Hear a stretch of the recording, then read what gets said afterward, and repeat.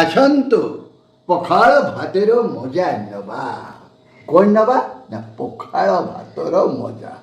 ପଖାଳ ଭାତର ମଜାରେ କ'ଣ ହେଇଛି ଆଜି ଆଇଟମ୍ ଆମର ସବୁ, ମାନେ ମୁଁ ତ ଏତେ ଆଇଟମ୍ ଖାଇନି, ଗୋଟେ ପାଗଳ ହେଇଗଲି। What type of items here?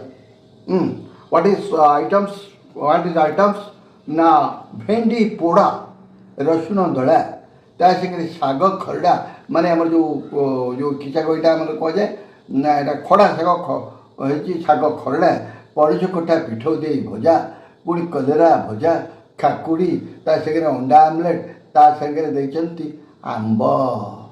ଦାନ୍ତ ବି ଖଟା ହେଇଯାଇପାରେ, କ'ଣଟା ମନ ହେଲା କେଜାଣି, କାଲି ହାଟକୁ ଯାଇଥିଲେ ଆମ୍ବ ଧରିକି ପଳେଇ ଯାଇଛନ୍ତି। ମୁଁ ଖାଇନି, ସେ କ'ଣ ଖାଉଥିଲେ କହିଲେ ମିଠା ନାହିଁ। ଆରେ ମିଠା କେଉଁଟା ଅଛି, ଆମ୍ବ ତ ଆସିନି, ମିଠା କ'ଣ ନାହିଁ। ତେଣୁ କରି ଆଜିର ପଖାଳର ମଜାରେ ଏତେ ଜିନିଷ ଏତେ ଖାଇପାରିବି ନାହିଁ। ପଚାରିଲି ଆଜି କାହିଁକି ଏତେ ଖୁସିରେ ଏତେ ଆଇଟମ୍ କରିଛୁ ଆଜି? ମୁଁ ତ କହିଥିଲି ଶାଗ ଖରଡ଼ା ଟିକେ କରିବ, କଲରା ଭଜା ଟିକେ କରିବ, ପଖାଳ ଭାତ ଟିକେ କରିବ, ବାସ୍। ଆଉ ଅତ୍ୟଧିକ ହେଇକା ଭେଣ୍ଡି ପୋଡ଼ାଟା ରସୁଣ ଦଳିକି କର। ଏତେ ପ୍ରକାର ଆଇଟମ୍ ହେଲା ବେଳକୁ ପୁଣି ତମ ବାଉଳା ହେବି ନା। ଯାହା ଯେମିତି ହଉ କରିଛନ୍ତି ଖାଇବା। ଅଣ୍ଡା ଆମଲେଟ୍, କୁହନି ସବୁ ଆଜି ଗୋଟେ ମନ ଖୁସି ଥିଲା ବୋଧେ।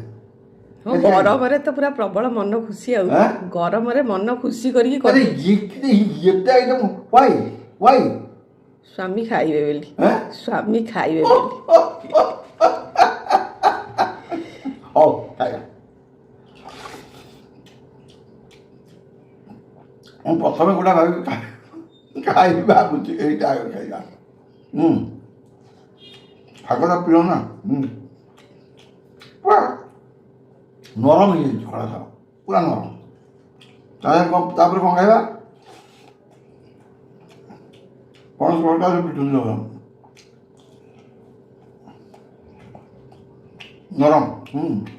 କଲରା ଭଜା, ଭଜା ନୁହଁ ସେଟା ଚିପ୍ସ। ଆରେ ଭଜା ତ ମାନେ କଲରାଟାକୁ ହେରି ଭାଜିଦେଲେ ଭଜା, ଏଇଟା ପକେଇଦେଲେ ଚିପ୍ସ ହେଲା। ସବୁଠୁ ପ୍ରିୟ ହେଲା ମୋର ଦିସ୍ ଭେଣ୍ଡି ପୋଡ଼ା ଆଉ ଶାଗ, ଏଇଟା ହେଲା ମୁଖ୍ୟ। ରସୁଣ ଫସୁଣ ଚକଟା ହେଇଛି, ଲଙ୍କା ଫଙ୍କା ଚକଟା ହେଇଛି।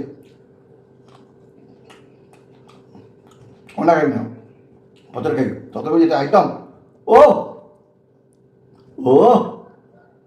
First class.